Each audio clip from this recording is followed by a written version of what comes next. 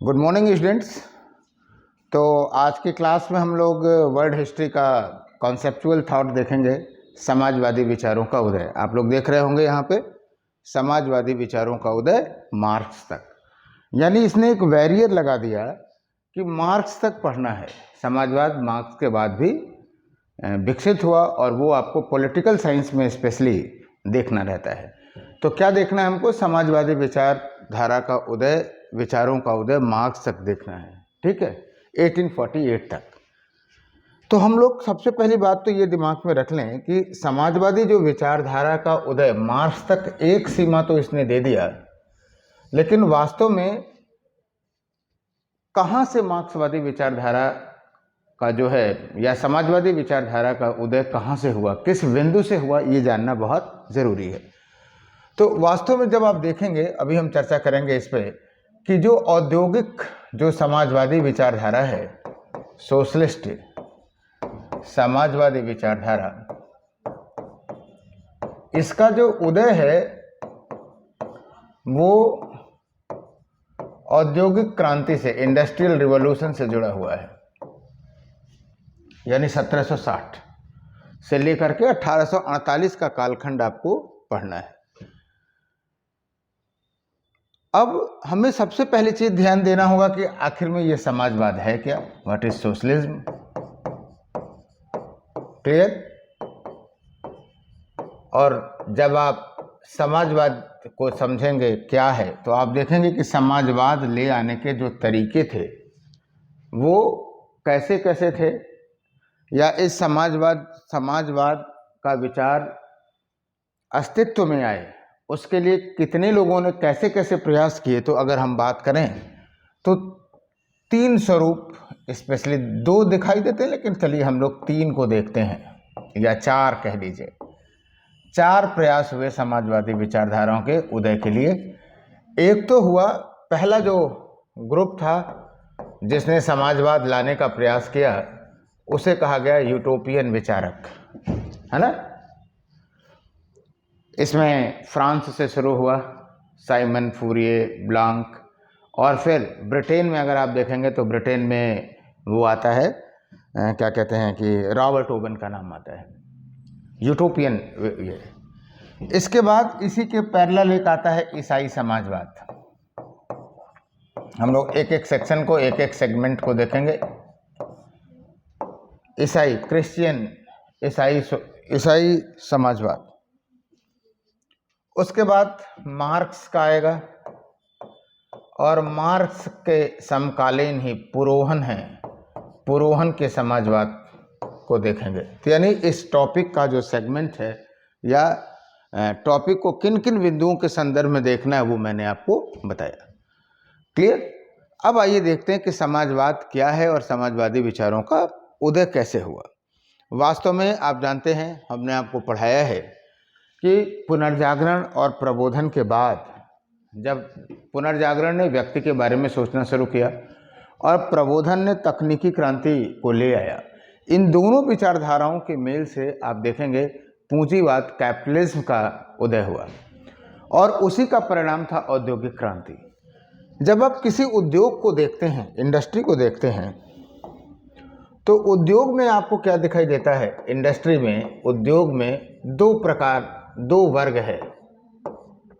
उद्योग में दो वर्ग आपको दिखाई देंगे। एक तो दिखाई देगा आपका पूंजी, और दूसरा दिखाई देगा क्या?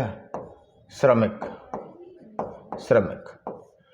अगर जो पूंजीपति है, उद्योग में ये दो सेक्शन है, और आप जानते हैं कि पूंजीपति ही पूंजी लगाता है और तकनीक लगाता है, और इसमें पूंजी अधिकतम लाभ, जो पूंजीपति होगा वो अधिकतम लाभ कमाना चाहेगा।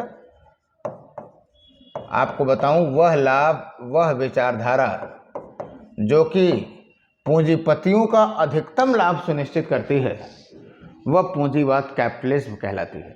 राइट?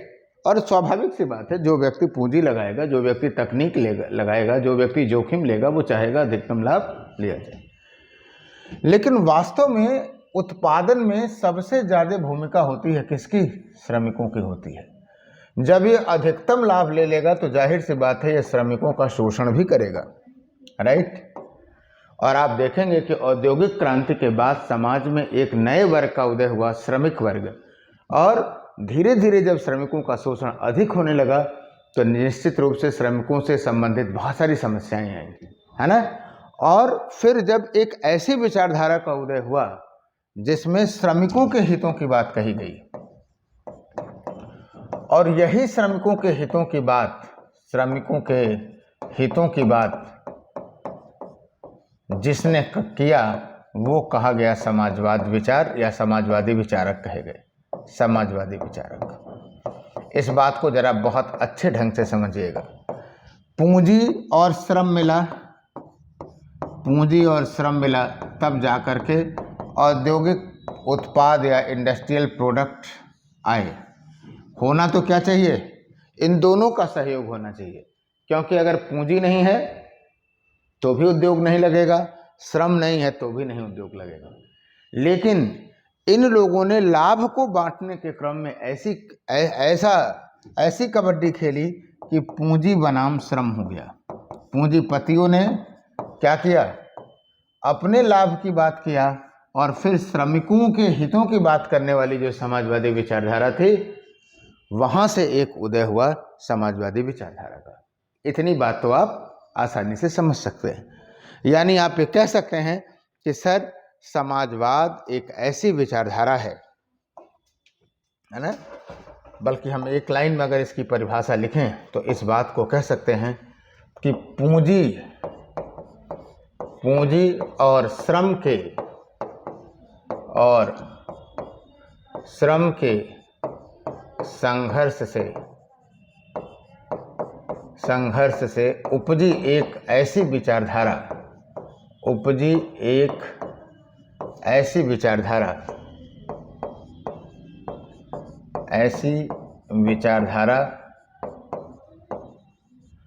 जो कि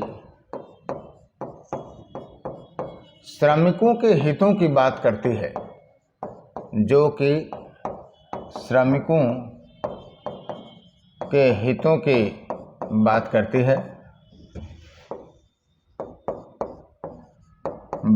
है, समाजवाद कहलाती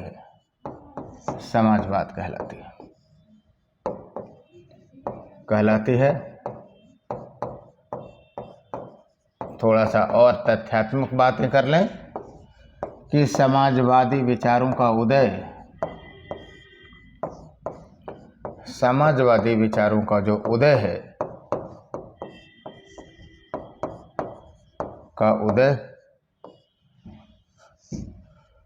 फ्रांस और ब्रिटेन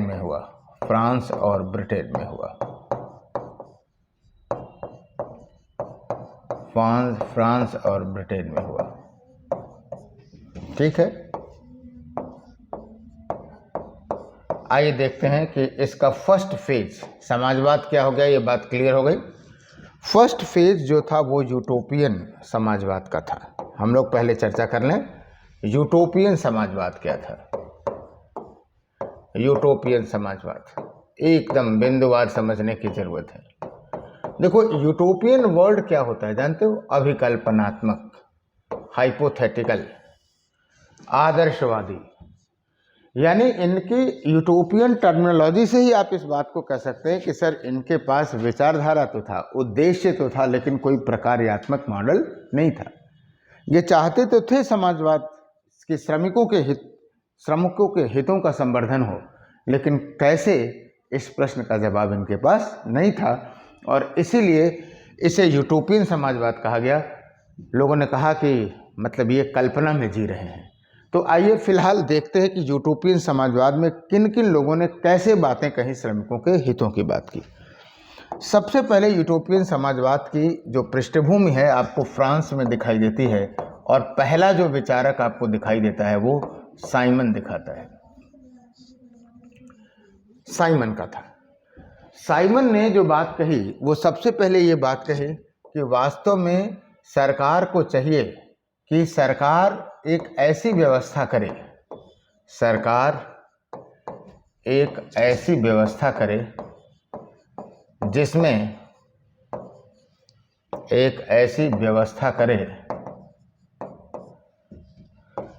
जिसमें व्यक्ति का शोषण ना हो। इशारा क्लियर है? व्यक्ति का शोषण ना हो, क्योंकि पूंजीवादी जो विचारधारा थी, शोषण ना हो। पूंजीवादी विचारा श्रमिकों का शोषण करती थी।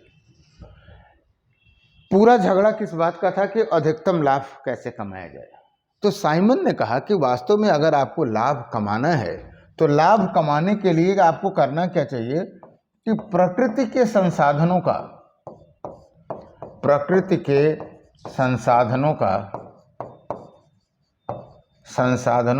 अधिकतम दोहन करना चाहिए, अधिकतम शोषण करना चाहिए। शोषण करना ही है, जो कि टर्मिनोलॉजी है, इसलिए हमने बता दिया कि अधिकतम शोषण। वास्तव में यह भी एक प्रकार का असंतुलन होना चाहिए, संतुलन पैदा करेगा।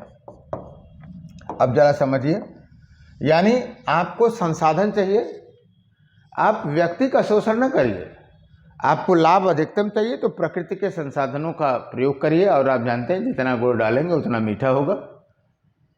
यानी श्रमिकों का भी हित होगा, श्रमिक भी प्राकृतिक संसाधनों का प्रयोग करें, पूंजीपति भी संसाधनों का प्रयोग करें, तो इससे सबका लाभ होगा, व्यक्ति का शोषण नहीं होगा।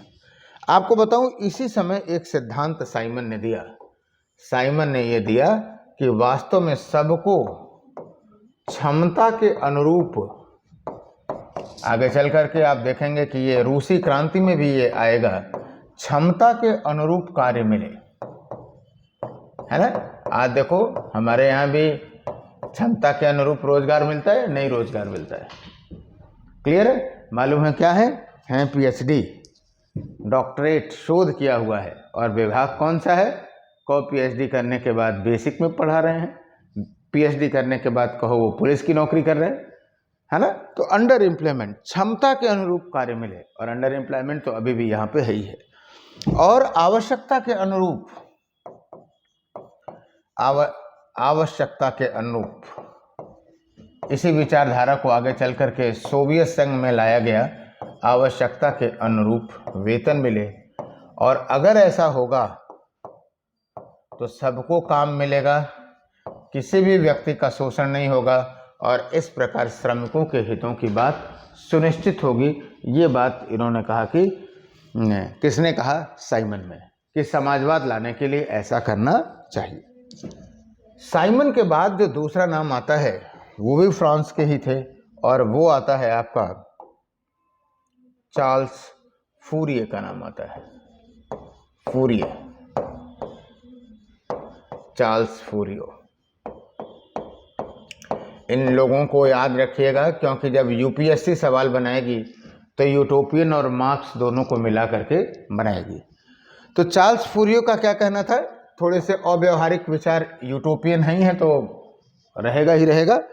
इनका जो विचार था, उनका ये कहना था कि वास्तव में औद्योगिकरण को ही समाप्त कर देना चाहिए।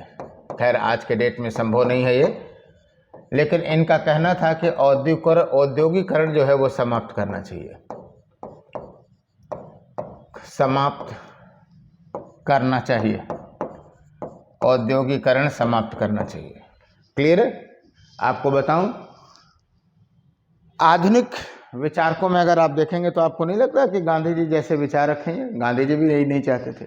क्यों? क्योंकि गांधी का तर्क था कि औद्योगिकरण में पूंजी और तकनीक लगेगी, और हमारे पास श्रम बहुत ज़्यादा है, तो हम श्रम का अगर चाहें तो हम तकनीक को श्रम के माध्यम से अलग कर सकते हैं। हालांकि आज के क्रिटिकल जटिल समाज में ऐसा तकनीक से परहेज नहीं किया जा सकता है, तो या न उद्योगों से किया जा सकता है। फिलहाल इनका कहना था कि औद्योगिकरण समाप्त कर दिया जाए, और फिर ये कहा कि बड़े उद्योगों की जगह पे कुटीर, स्मॉल स्केल इंडस्ट्री, कुटीर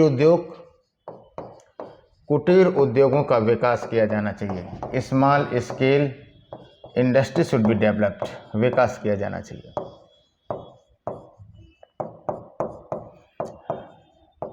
ठीक है, समझ में आई बात?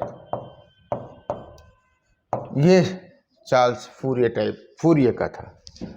इसके बाद फ्रांस में ही एक और यूटोपियन विचारक हुए, और वो विचारक हुए आपका थे लुई ब्लांक।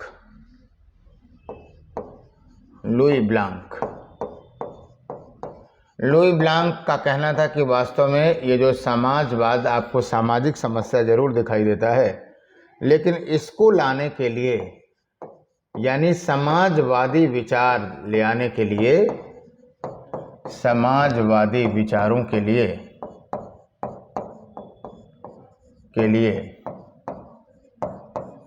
क्या करना चाहिए? सबसे पहले राजनीतिक विचार, सबसे पहले राजनीतिक सुधार किए जाने चाहिए, राजनीतिक सुधार किए जाने चाहिए।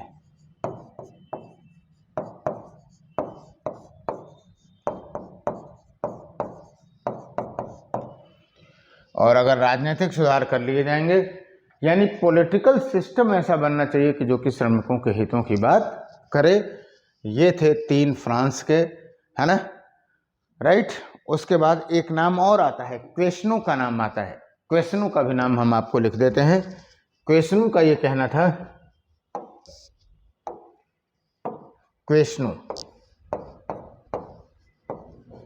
क्वेश्नो का ये कहना था कि वास्तव में यहीं से अस्थाई बंदोबस्त का भी कॉन्सेप्ट निकलेगा। वो ये कि कृषि का विकास, अर्थव्यवस्था में कृषि के विकास पर जोर देना चाहिए। और अगर आप कृषि के विकास पर जोर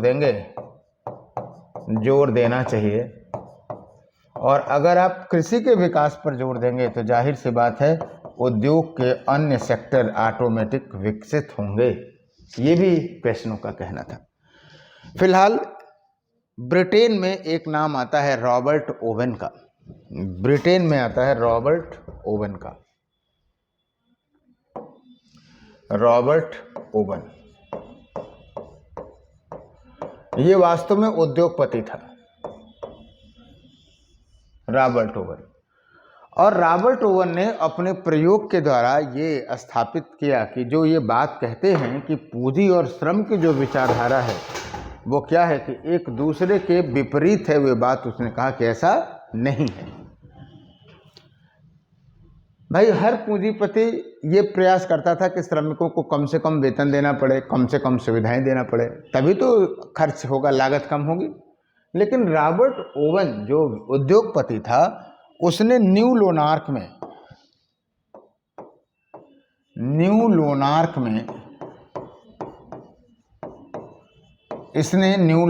में एक कारखाना खोला। और न्यू लोनार्क में जो कारखाना खोला उसमें उसने क्या किया कि श्रमिकों के लिए सुविधाएं, बहुत अच्छी सुविधाएं दे दी। यानी क्या चाहिए, श्रमिकों की बेसिक नीड क्या है? सबसे पहली बात तो न्यूट्रिशियस खाना मिले। दूसरी बात है कि अगर उनका स्वास्थ्य खराब हो रहा है तो उसकी जांच हुई मिले, थोड़ा मनोरंजन का साधन मिल जाए, और फिर एजुकेशन का। एक श्रमिक इससे ज़्यादा नहीं सोचता है। रॉबर्ट ओवन ने क्या किया कि खाने की भी अच्छी व्यवस्था कर दी, मनोरंजन की अच्छी व्यवस्था कर दी, राइट। बच्चों के पढ़ने लिखने की भी व्यवस्थाएं कर दी। और न्यू लोनार्क में इन सारी सुविधाओं के बावजूद उसने क्या देखा कि जो उसका लाभ था वो क्या हुआ, बढ़ा, घटा नहीं। यानी इसने ये सिद्धांत दिया कि श्रमिकों के हितों का, अगर श्रमिक हित, इसका ये कहना था कि श्रमिक हित औद्योगिक पूंजीपतियों के हित से क्या है, श्रमिक हित पूंजीपतियों के हित के विरोधी नहीं है, हित के विरोधी नहीं है, राइट। तो निश्चित रूप से यह एक नया प्रयोग था रॉबर्ट ओवन का। लेकिन अफसोस इस बात का कि रॉबर्ट ओवन ने जब यही प्रयोग दूसरी जगह किया, न्यू लोनार्क में तो सफल था, लेकिन जब दूसरी जगह किया तो वो उससे सफलता नहीं मिली। यानी कुल मिलाकर के यह सिद्धांत भी बहुत ज़्यादा प्रैक्टिकल नहीं हुआ। तो ये कुछ विचारक थे। वो सारे विचारक अगर हम बात करें इनके विचारों का मूल्यांकन करें तो इसमें निश्चित रूप से आप ये बात कह सकते हैं कि जितने भी यूटोपियन विचारक थे उन विचारकों ने कम से कम श्रमिकों के हितों की बात तो की, समाजवादी विचारधारा की शुरुआत इन्होंने की। लेकिन अगर हम लिमिटेशंस की बात करें कि इनकी सीमाएं क्या थीं, तो कुछ सीमाएं उभर करके सामने आती हैं। आलोचनात्मक मूल्यांकन में लिमिटेशंस में कमियां हमेशा ध्यान में आपको रखना होता है। सीमाएं क्या दिखाई देते हैं? नंबर 1 कि बातें बहुत बड़ी बड़ी, है ना, कोरा आदर्श। कोई बात ऐसी नहीं थी जो छोटी थी, कोरा आदर्श था, व्यवहारात्मक मॉडल नहीं था। व्यवहारात्मक मॉडल, प्रैक्टिकल मॉडल जो है, मॉडल नहीं दिखाई देता है, राइट। दूसरी बातें, कुछ ऐसी बातें थीं जो कि अप्रासंगिक थीं, इररिलेवेंट बातें भी इन्होंने कहा। जैसे प्रकृति के शोषण की बात कही गई, तो प्रकृति के अगर आप शोषण कर रहे हैं तो इससे क्या होगा? असंतुलन होगा, और असंतुलन से आगे चल करके दीर्घकालिक समस्याएं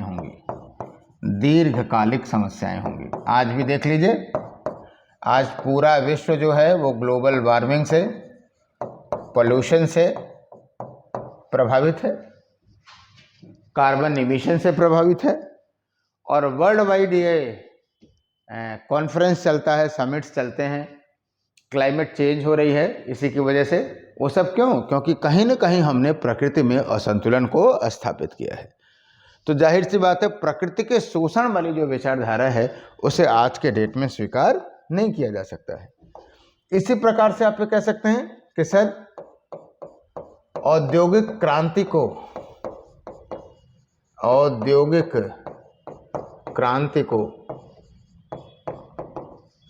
औद्योगिककरण को क्रांति नहीं, औद्योगिककरण को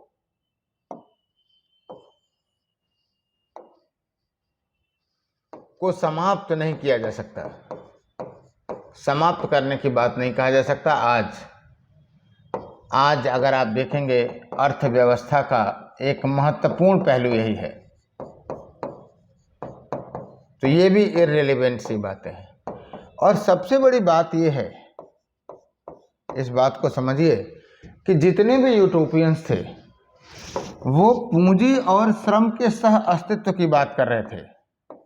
पूंजी एवं श्रम के सह अस्तित्व की बात कह रहे थे, और ये संभव नहीं है। सह अस्तित्व की बात कर रहे थे,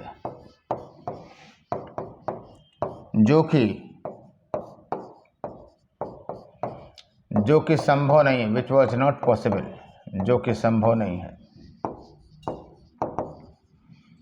थोड़ा सा आप लोगों का दिमाग ठनक सकता है कि सर क्या कह रहे हैं, तो आपको बता दूं, एकदम सही कह रहे हैं। आज के डेट में आप देखते हैं कि पूंजी और श्रम है, लेकिन ये पूंजीवाद नहीं है, कैपिटलिज्म नहीं है आज पूरी तरह से। आज हमारे यहाँ क्या है? आज डेमोक्रेसी है। हम उद्योगपतियों को छुट्टा नहीं छोड़ देते हैं, बल्कि सरकार की नीतियां ऐसी रहती हैं कि उनसे टैक्स लेकर के हम समाज के निम्नतम वर्ग या श्रमिकों के वर्ग का भी कल्याण कर सकें। लेकिन अगर प्योर पूंजीवाद रहेगा तो जाहिर सी बात है, श्रमिक के जो हित हैं वो सही नहीं रहेंगे, है ना। तो यूटोपियन समाजवाद में पूंजी और श्रम के सहअस्तित्व की बात बार बार की जा रही थी, इसलिए यह मॉडल कभी भी सफल नहीं हो सका, प्रैक्टिकल में नहीं लाया जा सका। लेकिन फिर भी आप कह सकते हैं कि सर, कम से कम हमें इस बात को तो जरूर श्रेय देना चाहिए, किस पे, कि इन्होंने श्रमिकों के हितों की बात शुरू की। और जब कोई बात शुरू करता है तो निश्चित रूप से बातें आगे बढ़ती हैं और उनकी सीमाओं को दूर करने का प्रयास किया जाता है। तो जिस समय यूटोपियन समाजवाद यूरोप में चल रहा था, उसी समय एक विचारधारा आई, वो थी आपकी ईसाई समाजवाद। बहुत सारे लोग ये कहते हैं कि सर, जो विचारधारा ये है, ये भी कहीं न कहीं यूटोपियन ही है, इससे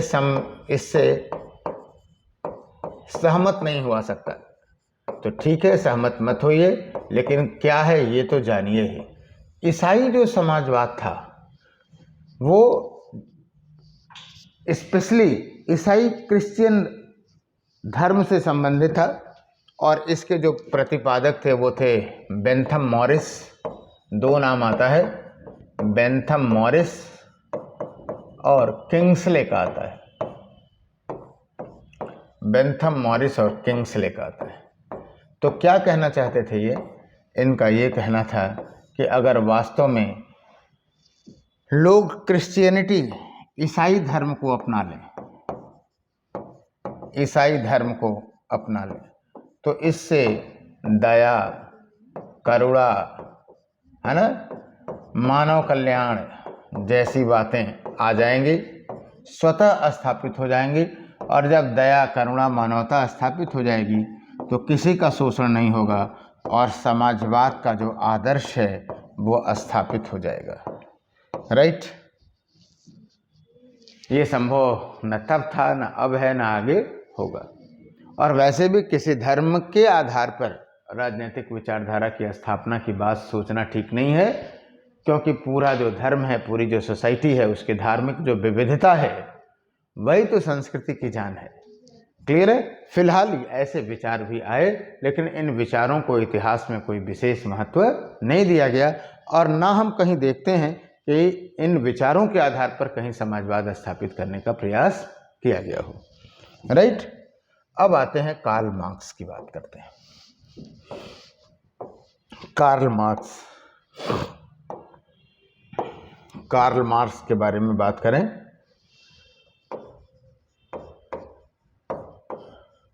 वास्तव में कार्ल मार्क्स के साथ साथ फ्रेडरिक एंजल्स भी थे। फ्रेडरिक एंजल्स, और जो फ्रेडरिक एंजल्स थे, इन दोनों ने जो विचारधारा ले आई, वास्तव में इन्होंने इनकी विचारधारा को हम लोग वैज्ञानिक समाजवाद कहते हैं, साइंटिफिक सोशलिज्म, वैज्ञानिक समाजवाद कहते हैं। वैज्ञानिक समाजवाद क्यों?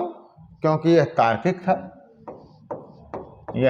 था, और इसे लागू करने का एक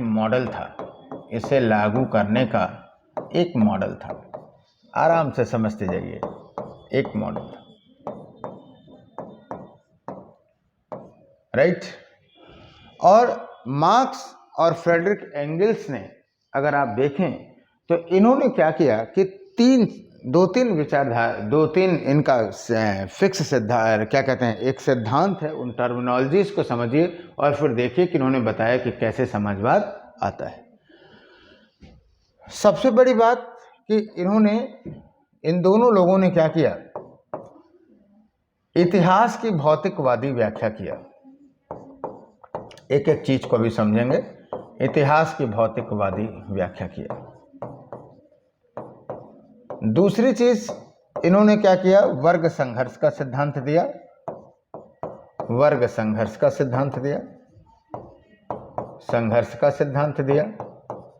और फिर इसके साथ ही द्वंदात्मक भौतिकवाद का सिद्धांत दिया। द्वंदात्मक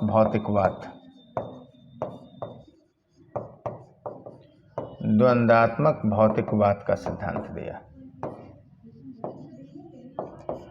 और आप देखिएगा कि इस द्वंदात्मक भौतिक सिद्धांत के माध्यम से कैसे उन्होंने समाजवाद ले आने की बात कही। और जब आप द्वंदात्मक भौतिकवाद की बात करेंगे तो ये भी बताएंगे कि यह हीगल से लिया गया था और हीगल के विचारों का मॉडिफिकेशन था। कैसे था, अभी हम लोग डिस्कस करते हैं। पहली बात तो हम देखते हैं कि इतिहास की क्या होती है, भौतिकवादी व्याख्या क्या होती है। हम लोगों ने अब तक एंशिएंट, मिडिवल, मॉडर्न में भी देखा कि आर्थिक तत्वों पे विशेष फोकस करते हैं। आपका यूपीएससी एग्जामिनेशन भी वही फोकस करता है। तो जो इतिहास की जो भौतिकवादी व्याख्या थी, इसने समूचे विश्व इतिहास का एक तरह से व्याख्या किया, विश्व इतिहास की व्याख्या किया। और इन्होंने बताया कि जो सारा इतिहास है वो क्या है, इतिहास है, उसका जो कोर कारक है, इतिहास का कोर जो है, कोर जो कारक है वो क्या है, अर्थव्यवस्था है, आर्थिक स्थिति या आर्थिक व्यवस्थाएं हैं। कहा किसी भी देश के इतिहास में अगर आप देखें तो कोर सेक्शन में इकोनॉमी रहती है, और फिर उसी इकोनॉमी की वजह से ही, उसी इकोनॉमी के आधार पर पॉलिटी, सोसाइटी, सब कुछ डेवलप होता है। इसी के आधार पर इकोनॉमिक कोर की वजह से आपका पॉलिटी, कल्चर और सोसाइटी डेवलप होता है। और आपको बताऊं, यहीं से इतिहास की व्याख्या करते हुए एक सिद्धांत निकला, कार्य कारण सिद्धांत। मार्क्सवादियों का सबसे पवित्र सिद्धांत आप ये कह सकते हैं, कार्य कारण सिद्धांत, रीजन एसर्शन थियरी। यानी अगर कोई काम हो रहा है इतिहास में, अगर क्रांतियां हो रही हैं, कोई विद्रोह हो रहा है, कोई राजनीतिक निर्णय लिए जा रहे हैं, तो उसके पीछे कारण जिम्मेदार हैं। और वो कारण जो है, अगर उसके मूल में जाएंगे तो आर्थिक कारक है, राजनीतिक, सामाजिक और सांस्कृतिक कारक तो वैसे जुड़ जाते हैं, राइट। यही कार्य कारण सिद्धांत ही आप ये कह सकते हैं कि एक नवीन दृष्टि थी कार्ल मार्क्स की, मार्क्स एंड एंजल्स की, राइट। आपको बताऊं, दूसरा जो था वो क्या था, वर्ग संघर्ष का सिद्धांत था, कॉन्फ्लिक्ट, वर्ग संघर्ष, सॉरी, वर्ग संघर्ष का सिद्धांत। आइए बात करते हैं वर्ग संघर्ष का सिद्धांत क्या था। अभी आपने देखा कि कार्ल मार्क्स और एंजल्स ने क्या किया, कार्ल मार्क्स और एंजल्स ने किया कि वास्तव में इकोनॉमिक एनालिसिस किया। और जब समाज का और इतिहास का उन्होंने इकोनॉमिक या आर्थिक एनालिसिस किया, विश्लेषण किया, तो उन्होंने पाया कि वास्तव में दो वर्ग हैं, एक तो सर्वहारा वर्ग है और दूसरा जो है वो पूंजीपति वर्ग है, पूंजीपति वर्ग है, राइट। पूंजीपति वर्ग और सर्वहारा वर्ग, इनके जो हित हैं वो दोनों क्या होते हैं, दोनों एंटी हैं, एक दूसरे के विरोधी। जितनी भी व्यवस्थाएं आप देख रही हैं, इन वर्गों के संघर्ष के कारण हो रही हैं, क्लियर। और इनका मानना था कि जिस समाज में जितना ही अधिक वर्ग संघर्ष होगा, जितना ही ये फासला बड़ा होगा, वहां पे ही क्रांति सबसे पहले होगी और वहां पर ही समाजवाद स्थापित होने के लिए सबसे अनुकूल स्थिति होगी, राइट। और वो कहता है कि ये स्वाभाविक है, कोई रोक नहीं सकता है, वर्गीय हित चूंकि विपरीत हैं, इसलिए आपस में टकराहट तो होगी ही होगी, पक्की बात। उन्होंने ये भी बताया कि संघर्ष कैसे होगा, किस लेवल पे होगा। उन्होंने पहले लेवल पे तो ये कहा कि प्रथम जो स्तर होगा वो क्या होगा कि अंतर बढ़ेगा, अंतर बढ़ता जाएगा शोषण का, और यह अंतर जब सबसे ज्यादा बढ़ जाएगा तो सेकंड लेवल पे क्या होगी, सर्वहारा वर्ग की, सर्वहारा वर्ग की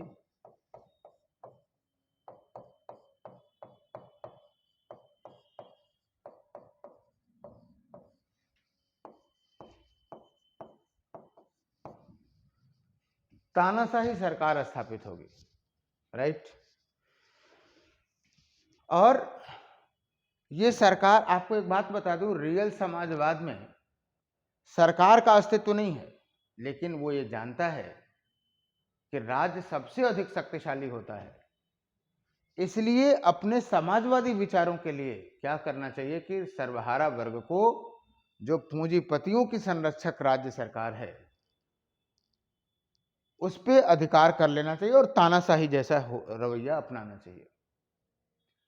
कहने का मतलब हमारी ये है कि कार्ल मार्क्स और एंजेल्स ये मानते हैं कि राज्य जो है वो तानाशाह है, राज्य की वजह से ही ये असमानताएं हैं, पूंजीपति वर्ग उसको सपोर्ट करता है, इसलिए राज्य को पर भी अगर हम अधिकार कर लेते हैं, अगर हम राज्य पर अधिकार कर लेंगे तो निश्चित रूप से हमारे लिए आसान हो जाएगा। लुई ब्लांक की विचारधारा को आप समझिए, जो कहता है कि राजनीतिक सुधार पहले लाए जाने चाहिए।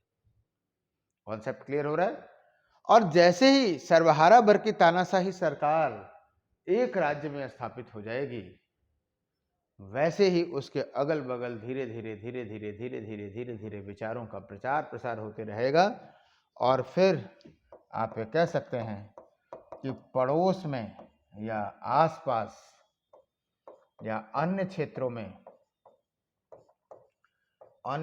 में समाजवाद का प्रसार हो जाएगा, और ये जो समाजवाद का प्रसार होगा धीरे धीरे फिर विश्व में ये समाजवादी आदर्श आ जाएगा। राइट? क्लियर? तीसरी बात जो उन्होंने कहा वो ये कहा, द्वंद्वात्मक भौतिकवाद, ड्यूअलिज्म थियरी, द्वंद्वात्मक भौतिकवाद।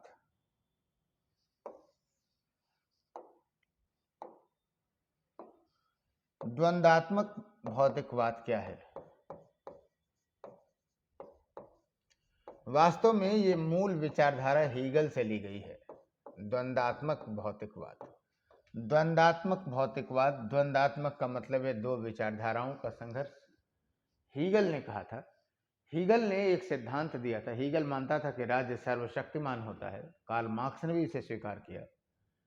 हीगल का कहना है कि वास्तव में जो समाज का जो विकास होता है, यानी पहले हीगल को हम देखेंगे, ये जो अवधारणा ली गई थी वो किससे ली गई थी? हीगल से ली गई थी।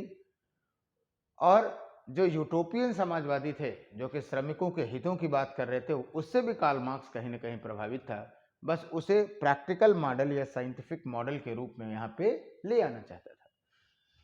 तो जो हीगल को आप पहले समझे, फिर द्वंद्वात्मक भौतिकवाद की बात करेंगे। हीगल का कहना था कि वास्तव में जो समाज का विकास है, समाज का विकास विचारों के द्वंद्व से होता है, विचारों के द्वंद्व से होता है, विचारों के द्वंद्व से होता है। कैसे? बताता हूं। कहता है कि जब भी कोई विचार कोई व्यक्ति देता है ना, उसका एंटीथेसिस वाद, उसका प्रतिवाद होता है। थेसिस, एंटीथेसिस, और ये दोनों मिलकर के एक नया विचार बनते हैं जिसे संवाद कहा जाता है या सिंथेसिस।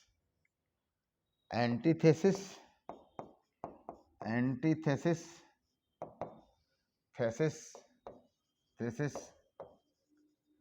और सिंथेसिस, सिंथेसिस, वाद, प्रतिवाद और संवाद। और ये जो संवाद है अपने आप में एक नया वाद होता है, और फिर इसकी एंटीथेसिस होती है, एंटीथेसिस होती है, और फिर एक नया संवाद निकलता है, एक नया संवाद निकलता है। और हीगल का कहना है कि ये प्रक्रिया तब तक चलती रहती है जब तक कि चरम सत्य, एब्सोल्यूट ट्रुथ की प्राप्ति ना हो जाए। चरम तथ्य का मतलब सार्वभौमिक तथ्य। तो जाहिर सी बात है, क्योंकि सार्वभौमिक तथ्य नहीं प्राप्त होता जल्दी, इसलिए वो चलता रहता है। कार्ल मार्क्स इसी द्वंद्वात्मक सिद्धांत से प्रभावित था। हीगल का जो द्वंद्वात्मक सिद्धांत था, हीगल का द्वंद्वात्मक सिद्धांत था, उसका द्वंद्वात्मक भौतिकवाद सिद्धांत था। उसको लगा कि हीगल की ये बात तो सही है कि द्वंद्व से, संघर्ष से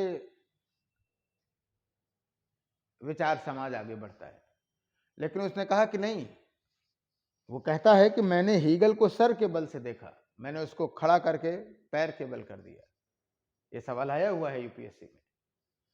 सर के बल करने का मतलब ये था कि विचारधारा, सर मतलब विचारधारा और पैर मतलब अर्थव्यवस्था।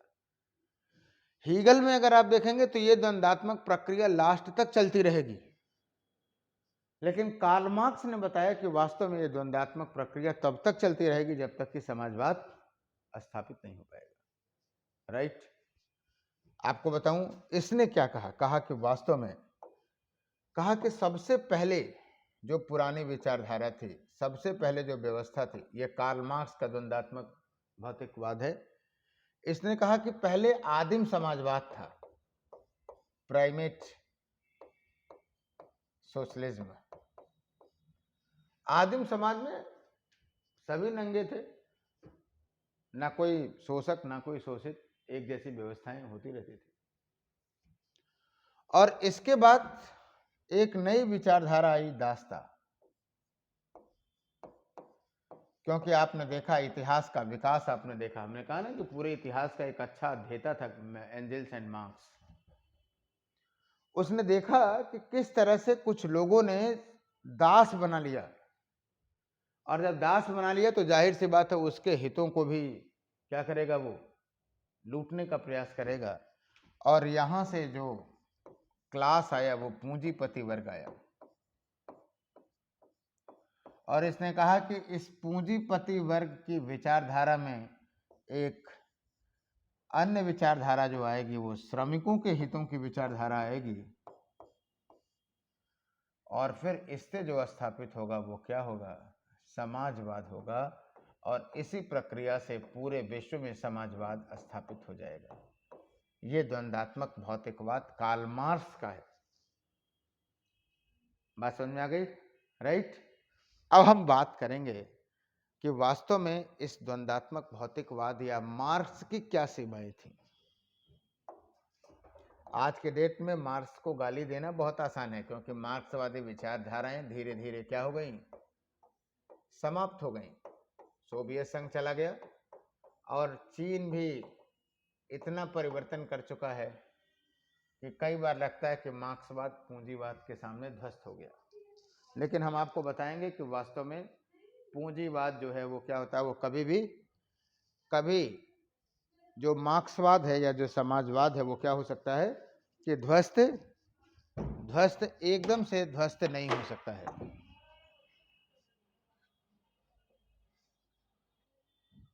राइट। आइए देखते हैं क्या रहा मार्क्स की कुछ सीमाओं की, सैद्धांतिक सीमाओं की बात करते हैं। देखिए, मार्क्स ने हमेशा इस बात को कहा कि दो वर्ग उसने देखा, और वो दो वर्ग कौन से थे, पूंजीपति और सर्वहारा वर्ग। और आप जानते हैं कि इन दोनों वर्गों के अतिरिक्त भी अन्य वर्ग हैं, यानी केवल पूंजीपति और सर्वहारा वर्ग में नहीं बांटा जा सकता। पहली सीमा आप देखते हैं, यहां धर्म का मामला है, जाति, भारत के ही संदर्भ में देख लीजिए, समाज पूंजीपति और सर्वहारा वर्ग से अधिक बटा हुआ है। किसमें? जातियों में बटा हुआ है, धर्म में बटा हुआ है। तो जाहिर सी बात है, यही वजह है कि आप कह सकते हैं कि सर मार्क्स की जो विचारधारा है वो इंडिया में इतनी असमानता के बाद भी नहीं लग पाया। दूसरी चीज, गलत भविष्यवेत्ता साबित हुआ, गलत भविष्यवेत्ता साबित हुआ। जैसे मार्क्स ने यह कहा था कि जहां पर पूंजी और श्रम का संघर्ष सबसे ज्यादा होगा वहीं पर समाजवाद स्थापित होगा। हुआ क्या?